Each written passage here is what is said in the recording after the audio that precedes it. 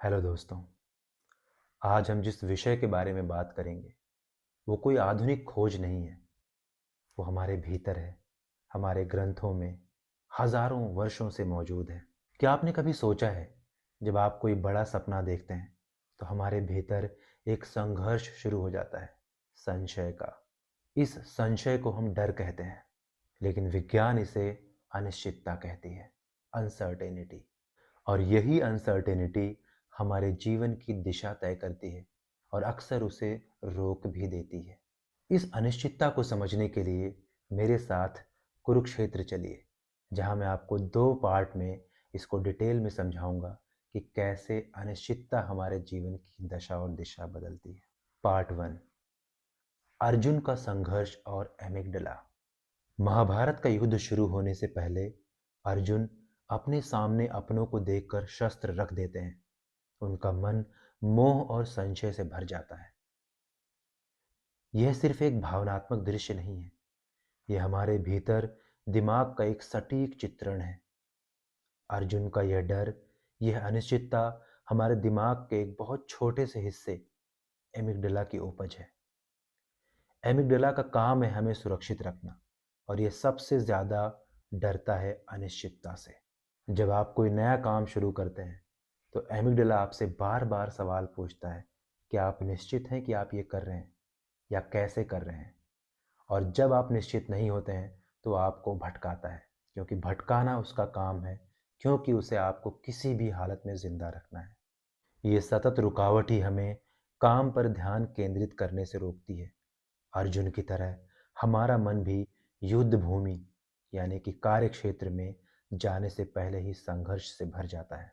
Part 2, Krishna की निश्चितता।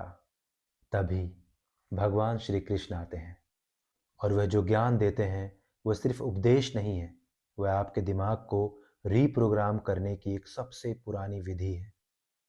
कृष्ण अर्जुन से कहते हैं, कर्म करो, फल की चिंता मत करो। यही है मैनिफेस्टेशन का पहला सिद्धांत, निश्चितता का भ्रम पैदा करना। जब आप अपने मन में यह निश्चित कर लेते हैं कि ये तो होकर ही रहेगा, भले ही आपके लिए भ्रम हो, लेकिन यह आपके एमिगडला को शांत कर देता है। और शांत एमिगडला बहुत काम का है, क्योंकि उस टाइम आपका पूरा फोकस आपके काम पे होता है। आप पूरी तरह से अपने काम पे ध्यान केंद्रित कर सकते हो। अर्जुन के सामने अनगिनत विकल्प थे, युद्ध लड़ना, संन्यास लेना या भाग जाना। ये अनगिनत विकल्प ही उसे थका रहे थे, क्योंकि हमारा प्री फ्रंटल कॉर्टेक्स बार बार चुनाव करने से थक जाता है। भगवान श्री कृष्ण ने उन सभी विकल्पों को हटा दिया और अर्जुन को एक फ्रेमवर्क दिया कि अर्जुन, तुम्हारा धर्म क्या है, तुम्हारा कर्तव्य क्या है। कृष्ण ने अर्जुन के सारे विकल्पों को हटा दिया, जिससे थकावट का कोई ऑप्शन ही ना रहे और एमिगडला अनसर्टेन भी ना रहे। अब अर्जुन को पता है कि अर्जुन को क्या करना है। एक ही चीज बचता है, और वो है कर्म। तो आज के कुरुक्षेत्र में ये कैसे होगा? ये होगा मैनिफेस्टेशन से।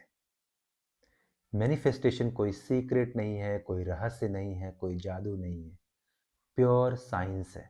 जैसे अगर आप गाड़ी चला रहे हैं, सामने रेड लाइट है, तो आप गाड़ी को रोकेंगे। ये कोई ट्रिक नहीं है, एक रूल है। निश्चित है आपकी अगर रेड लाइट है तो आपको रुकना ही है। मैनिफेस्टेशन भी बिल्कुल ऐसा ही है। जैसे ही आप मैनिफेस्ट करना शुरू करते हैं, आप सर्टेन हो जाते हैं, आपने सारे विकल्पों को हटा दिया होता है, और अब आप अकाउंटेबल हैं अपने काम को लेके। आप जवाबदेह हैं कि आपको ये चीज़ करना है। फिर आपके पास सिर्फ एक ही चॉइस बचती है, और वो है कर्म करना। मैनिफेस्टेशन को आप श्रद्धा या फेथ भी कह सकते हो, जैसे अर्जुन को मिला था। या आपके मन के सारे भ्रम को खत्म करके बस पूरा फोकस सिर्फ काम करने पे लगा देता है। तो आज ही अपने मन को एक क्लियर कट फ्रेमवर्क दीजिए, बैठिए कि एग्जैक्टली आपको क्या चाहिए, आपको करना क्या है। निश्चित हो जाइए, सारे विकल्पों को हटा दीजिए, आप खुद के प्रति अकाउंटेबल हो जाएंगे, और धीरे धीरे आपका ब्रेन खुद ब खुद रीप्रोग्राम हो जाएगा। तो इसे दूसरों के साथ शेयर कीजिए और अपने जीवन की महाभारत में निश्चितता के साथ आगे बढ़िए। आपका बहुत बहुत धन्यवाद। Have a great day.